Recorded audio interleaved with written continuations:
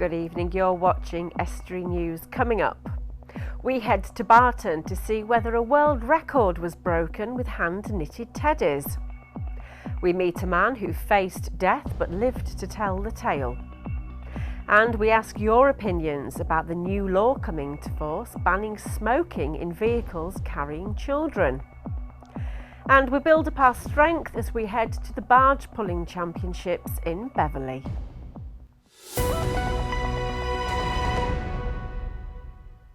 Welcome to Estuary News. I'm Emma Lingard. Now, how many teddy bears do you need to knit to break a world record? Well, the Guinness World Record for the highest amount of hand-knitted bears is 15,500, and one knitting group from Barton is aiming to surpass that, all while donating them to Operation Christmas Child. Dave Nunn went to St Mary's Church in the town to find out how the knitting group were doing. Knitting is something that's experiencing something of a resurgence, and a group in Barton is taking advantage of the popularity brought about by programmes like the Great British Sewing Bee and using it for a good cause. It's our shoebox group, and we meet monthly to make things to go in our Operation Christmas Child shoeboxes, a charity that sends gift-filled shoeboxes to needy children around the world. The group's aim of raising money for Operation Christmas Child has coincided with its Teddy Bear Challenge, which aims to break the world record for the largest number of hand-knitted teddy bears, currently standing at 15,500, which is enough to stretch across the entirety of Barton St Mary's Church.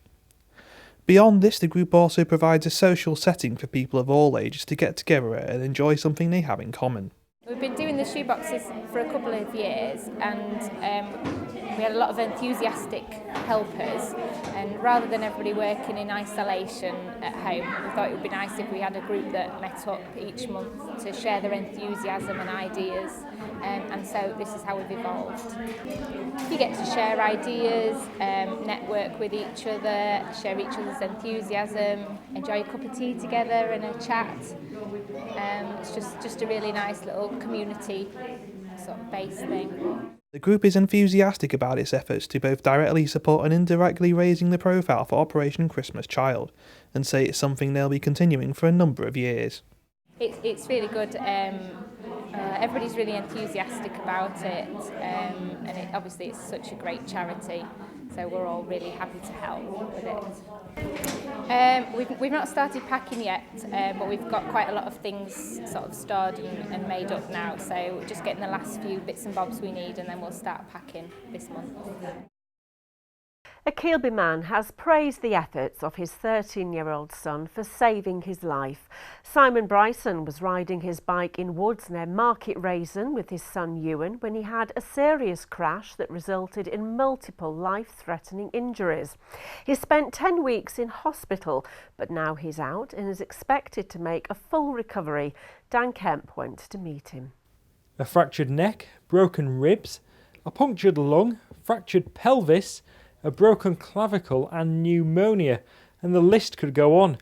The injuries Simon sustained were extremely serious after his bike tyre suffered a blowout, with a consultant commenting they were typical in a patient that hit concrete travelling at 70 miles per hour. It was the last ride of the afternoon. I'd said to Ewan, this is it, and then we'll just cycle back to the car, but should we go for it this time? And he menacingly said yes, and to be quite honest, they could have been my famous last words. Just coming down to the bottom of the hill and took a little jump, and I think as I landed I had a blowout and lost all control of the bike, and I smashed into the ground with such ferocious pain that I've never felt before, and I think at that point I blacked out. His son was on hand. Ewan is just 13 and has praised the scouts for making him aware of what to do next. He'd been learning how to deal with such issues just weeks previously. Basically, I just calmed him down, tried to support him, because I remember scouts telling us a few weeks before, just keep them calm, make sure that you're there, and show your face. So that's exactly what I was doing. He flagged down nearby cyclists, and between them they managed to contact the ambulance service, who sent a helicopter from the East Midlands. So no recollection of the downdraft, the noise, or anything. And then when they did arrive, they took me into the helicopter, and I asked the captain, I said, any chance of my son coming with me? I said, I'm sorry, there's not enough room. So with that, I was put into helicopter. And a couple of weeks later, when I was in recovery, I said to Ewan, I said, what did you think, Ewan, when you saw me being put into the helicopter? And he said, I thought that was going to be the last time I was going to see your alive dad. Which is pretty hard even now to think. I was praying, obviously, that he'd survive, and he did, but I didn't know if I'd see him alive again, because I just remember them, I don't know, like, everything just goes so slowly, but at the same time so quickly. I didn't think I'd see him again. And out of this has come a serious message. I do quite a bit of off-road biking, and I wasn't doing anything, I'm no evil Knievel. It was nothing, ridiculously difficult that I was doing. I think it was just bad luck. But what I would like to stress is the importance of a crash helmet. I was touch and go anyway. Every consultant said, really, you're very lucky to be here. But I know for a fact if I wasn't wearing a crash helmet, I wouldn't be here right now speaking to you. That's 100% for sure. You're watching Estuary News, still to come. We meet British wrestling heavyweight champion Nick Aldous, who popped to Grimsby and spoke to our own heavyweight Dan Kemp. And we ask your opinions about the new law coming into force banning smoking in vehicles carrying children. And we also look at the need for a designated traveller site in the region. Superstar and former world champion wrestler Nick Aldous is in Grimsby next month as part of Global Force Wrestling. Grimsby has been chosen above other cities and towns to host the event as it's an old stomping ground of Aldous's. Dan Kemp went to meet him. Right, joining us, Nick Aldous. Yes. Famous wrestler. Tell us a little bit about... Pseudo-famous. Pseudo-famous. Tell us a little bit about what you're doing coming up in Grimsby. Back in the day when I first broke in the business, Grimsby Auditorium was one of the first really good venues that I wrestled at, and I always loved it. So when I earlier this year I decided to move on from TNA because I felt like I had done everything I could do there. I joined a new company called Global Force Wrestling, which is started by Jeff Jarrett, who was actually the founder of TNA, and wrestling fans will be very familiar with Jeff. He's a multiple world champion and a very big name in the business.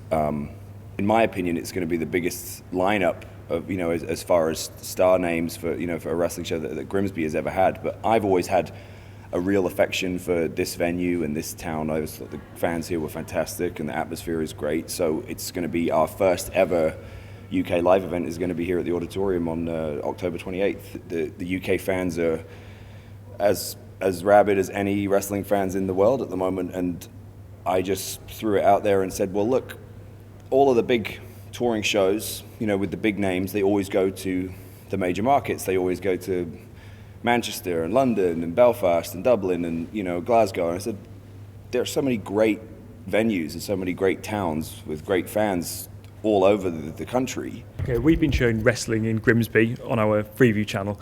Why is it that Grimsby's got such a kind of a big pull and so much interest from the local area?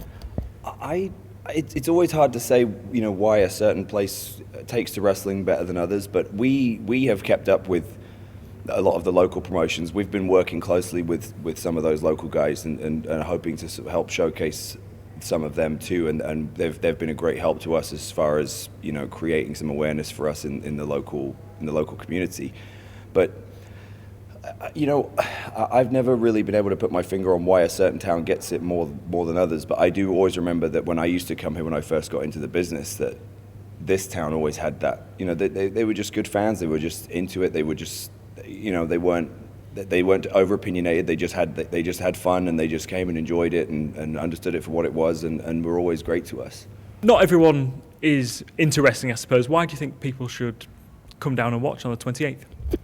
To me, going to a live event is totally different to what you see on television, for one thing. Like, we try to give wrestling fans, who are invested in the product on television, we try to give them an experience as close to what they would see on TV. However, there are certain things you can do at a live event that you just can't do with the constraints of TV with time constraints and stuff like that. With a live event, you can have so much fun and interact with people. Like we're going to, right here actually in this area of the building, we're going to have a huge VIP sort of meet and greet situation where the guys can come and interact with us, and we'll have all these different great photo ops, and they get a chance to sort of really be up close and personal with guys they've seen for years on television, which is these are the sort of things that you can't do with some of the bigger arena shows, but also when people just see it on TV. I don't think that they get, for me, it's a variety show. You get to see acrobatics, you get to see big characters, you get to see kind of pomp and pageantry, but you also get some impressive athleticism too. And I think that as long as I don't care if you're a full-time fan or whether you just watch it from time to time. We've never seen it before. You'll come to this event and you'll have fun. Absolutely. Well, join me after the break when we head to Beverley and learn tips on how to pull a barge ahead of the World Championships this weekend. We also look at the need for a designated traveller site in the region. And we ask your opinions about the new law coming into force banning smoking in vehicles carrying children.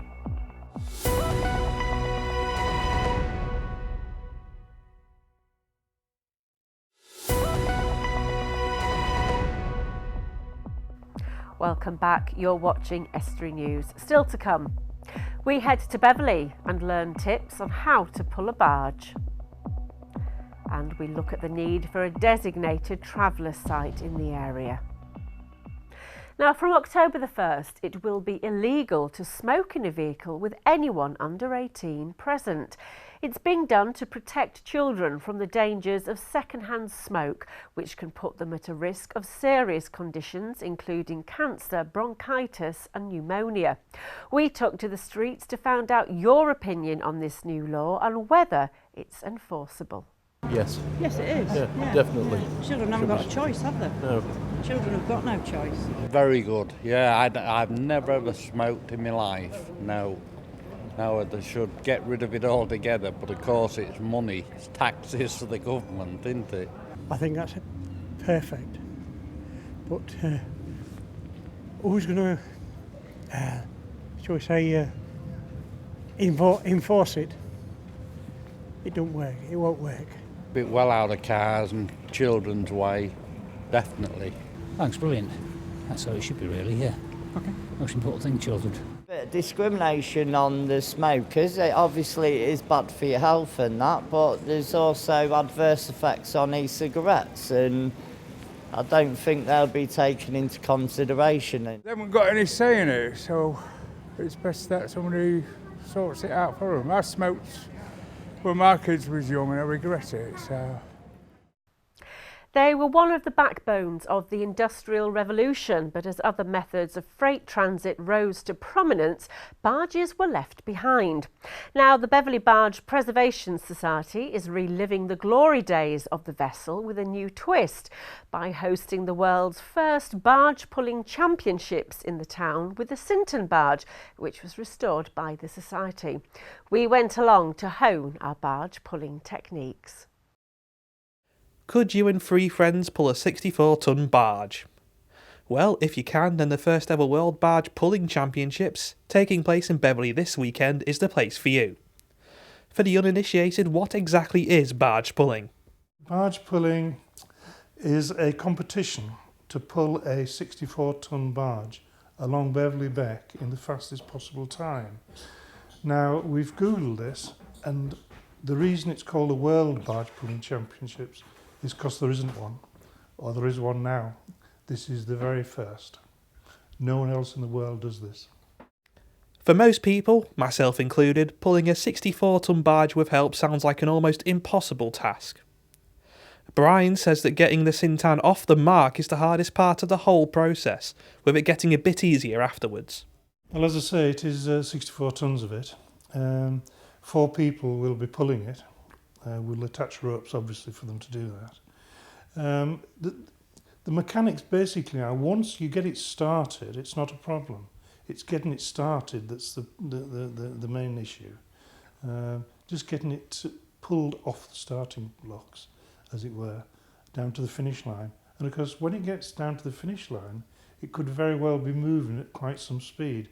Depends how big the teams are, of course. And then we've got to stop it. Now what we're going to do is have a skipper on board, so when it passes the finish line, he will actually start the engine. The championships also mark the return of Sintan to Beverley. The barge was originally owned by a businessman from the town before it got into a derelict state, being half sunk at Doncaster Power Station before being restored by the Preservation Society. In the early 2000s, at Doncaster Power Station, in fact, it was half sunk, it had been vandalised. It was previously owned by Richard Options, who were the tanners in Beverley. They closed down, they sold a fleet of barges off. There were many of them, I think there were 16 in total, in fact. But one of our members, or there was no membership then, but one of our people found it at Doncaster, decided it would be a good idea to bring it back to Beverley and to restore it to its previous glory, and that's what he did. And a team of people were put together to do that. So what you see here is it's been completely renovated by a team of volunteers. For Society member Sarah, the championships are a chance for people to discover the historical significance of Beverley Beck, and hopes the championships will become an annual event, even if barge pulling isn't exactly her forte. Definitely. I came down here in a taxi one day and nobody knew the Beck existed. I'm not local, but I found it and I think everybody else should too. Hopefully, yes, it'll be an annual event and help us keep the boats afloat. I haven't done it, no, we did a trial run to see how it all works, but no, it's hard work, it's not for me. A local farmer has praised his area's community spirit after friends and neighbours rallied round to help him rid his field of waste dumped by members of the travelling community. Brian Holden was shocked to find a number of caravans parked in one of his fields near the Lincolnshire village of Tetney, but had hoped they'd be moved on by the police 48 hours later. After 3.5 weeks, a group of up to 40 travellers finally moved on after Brian received a court order. Dan Kemp's been along to survey the damage. A scene of devastation. The field between Humberston and Tetney was once used for making and storing hay, but now it's going to take considerable time and money to put it right. Brick rubble, paving slabs, pallets, even gas bottles. Then there's all the household rubbish as well. It's just a disgrace. It's very distressing. It's put both me and the wife under a lot of stress, and pleased at last they've gone. This incident has brought the wider issue of designated traveller stopping sites back into the public eye. At present, North East Lincolnshire Council have no official plots for them to stay when in the area. In a statement, North East Lincolnshire Council say the council works closely with partners to establish the most effective course of action available, and we follow this process whenever there is an unauthorised encampment on public land. The provision of a designated stopover site is being looked at as part of the development of the local plan. Shay Clipson is a Romany Gypsy and Traveller consultant in the area. Gypsies and travellers are following a traditional way of life, not a lifestyle. So there really is a need for more site provision, particularly temporary negotiated stopping places, so that families can stop over without all the friction that goes with unauthorised encampments. And obviously, if there is a negotiated stopping place available, then there is no excuse for them to be on private land. So it's a win-win for everybody. Plus they pay rent when they're at the negotiated stopping place. Well, definitely something's got to be done, because this isn't the first farmers' field they've been on around here. But for some reason this seems to be the biggest mess they've left. But if East Lindsey could provide a site, well, it would help. But it needs one in the Grimsby area as well, because that's where they do a lot of the work. And Shay Clipson wants to make it clear that the actions of the travellers on Brian's field do not represent the majority. It's this sort of behaviour that impacts on other Gypsy and Traveller families who are perfectly law-abiding, go about their business and don't try and upset anybody else. So it's a terrible situation for the farmer whose field it was, and it's a very sad day for Gypsies and Travellers if they are part of our community. And now here's the sport.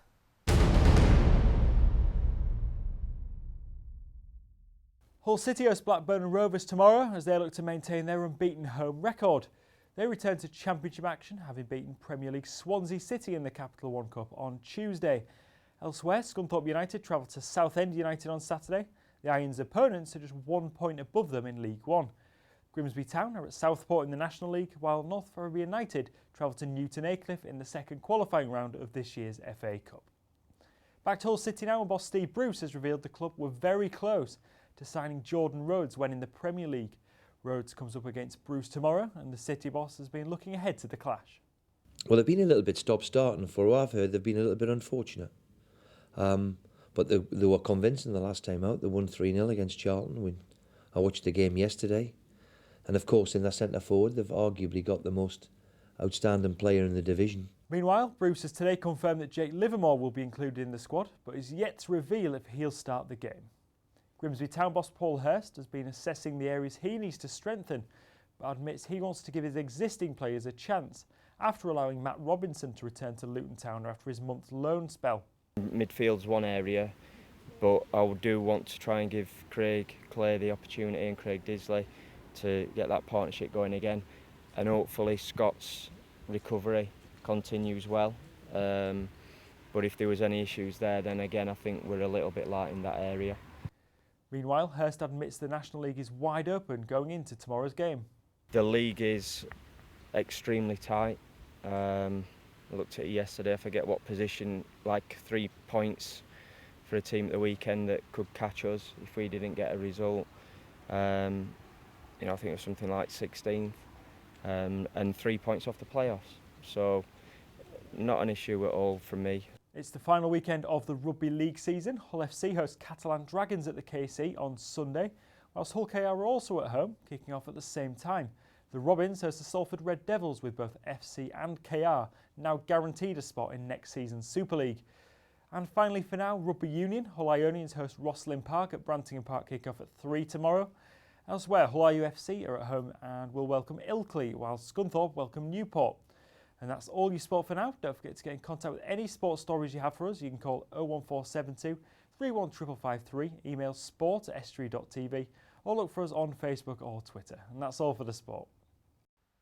That's it for tonight. If you have a news story, then visit our Facebook or Twitter pages, or email news@estuary.tv, or phone Grimsby 01472 315 553. Until next time, good night.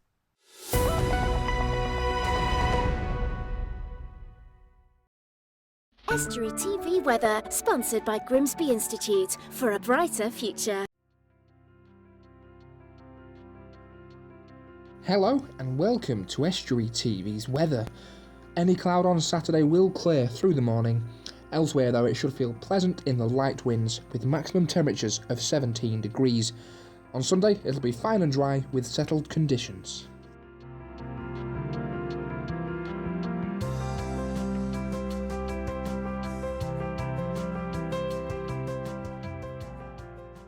Estuary TV weather, sponsored by Grimsby Institute for a brighter future.